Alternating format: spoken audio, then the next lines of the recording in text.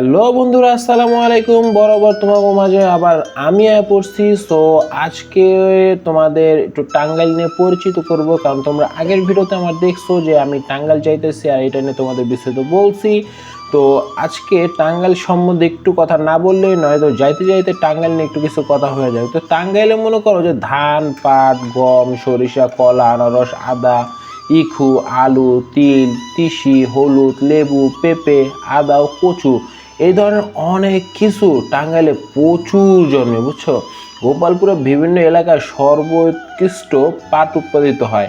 এছাড়া জেলার বিভিন্ন থানাগুলোতেও ভালো পাট জন্মে। মধুপুর, সখীপুর, মির্জাপুর, ঘাটাইলের পাহাড়ি এলাকায়ও প্রচুর কাঁঠাল উৎপাদন হয়। মধুপুর সহ বিভিন্ন পাহাড়ি অঞ্চলে প্রচুর আনারস উৎপন্ন হয়। শীত মৌসুমে টাঙ্গাইলের বিভিন্ন এলাকায় প্রচুর শাকসবজি, বাঁধাকপি, ফুলকপি, আলু সহ বিভিন্ন সবজি প্রচুর উৎপন্ন হয় বন্ধুরা, বুঝছো। আর মেয়ে মনে করো যে 2022-এ একটা বই প্রকাশিত হয়েছিল না, যে কৃষি পরিসংখ্যান তথ্য মতে কলা ও আনারস উৎপাদনে শীর্ষ জেলায় কিন্তু টাঙ্গাইলই ছিল, বুঝছো। তো টাঙ্গাইল মনে করো যে বাংলাদেশের ভিতরে বৃহত্তম একটা জেলা নির্ধারণ করছে। সো মানে টাঙ্গাইলে মনে করো যে যেসব পণ্য মানে যেসব সবজি বা যা যা উৎপাদন হয়, ঠিক আছে, এগুলো কিন্তু বাংলাদেশের একটা ঐতিহ্য। তো বাংলাদেশকে মানে বিশ্বের দরবারে তুলে ধরার জন্য টাঙ্গাইল কিন্তু ভালো একটা মনে করো যে কি বলে যে অবদান রাখে। এরপর মিষ্টির ব্যাপারে যদি মানে কথা বলি টাঙ্গাইলে, সেটা আসলে ফালাইদের মতো কোনো বিষয় না। 200 বছর প্রাচীন মিষ্টি শিল্প টাঙ্গাইলের পোড়াবাড়ি চমচমের মিষ্টি শিল্প। পোড়াবাড়ি চমচম খায় না এমন লোক মানে খুব কমই কিন্তু আছে। সেই ব্রিটিশ আমল থেকে অবিভক্ত ভারতবর্ষ সহ বিশ্বের বিভিন্ন দেশে পোড়াবাড়ি চমচম টাঙ্গাইলের মানে ব্যাপক পরিচিত করছে, বুঝছো। বাংলার বিহার ছড়িয়ে ভারতবর্ষ তথা গোটা মানে পৃথিবী জুড়ে এ সুনাম তো রয়েছেই।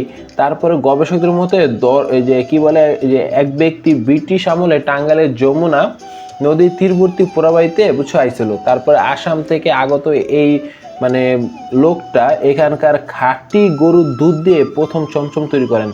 তারপর থেকে মনে কর যে জেলা হেকদু শুরু হয়ে গেছে মাগার আয়া বসে ব্যবসা, ঠিক আছে, মনে কর যে ব্যবসা শুরু হয়ে গেছে। যাই হোক, তো মিষ্টি দধি মানে যে দই, তারপর মনে করো যে অন্যান্য মানে যে দুধের যে জিনিসপত্র আছে সেগুলো কিন্তু সব মোটামুটি অনেক ভালো মানের টাঙ্গাইলে তৈরি হয়েছে।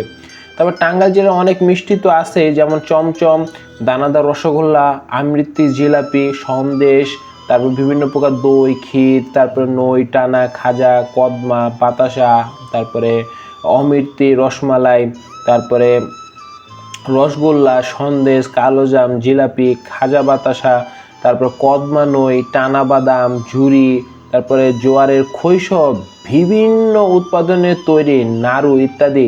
এছাড়া টাঙ্গাইলের দানাদার দই ও ঘি সহ মনে করো যে দুগ্ধজাত দই, ক্ষীর, ঘি, মাখন ইত্যাদি মনে করো যে টাঙ্গাইলেই কিন্তু পাবা, ঠিক আছে। তো টাঙ্গাইলে মনে করো যে কত কিছু আছে। যাই হোক বন্ধুরা, আমার কিন্তু মনে করো যে মানে কি বলে যে খাইতে ইচ্ছা করলে জিহ্বা পানি আসে, একটা আঞ্চলিক ভাষা আছে না, সেটা কিন্তু অলরেডি হয়ে গেছে। তো আগে যাই টাঙ্গাইলে তাই তোমরা সব কিছু দেখতে পাবা।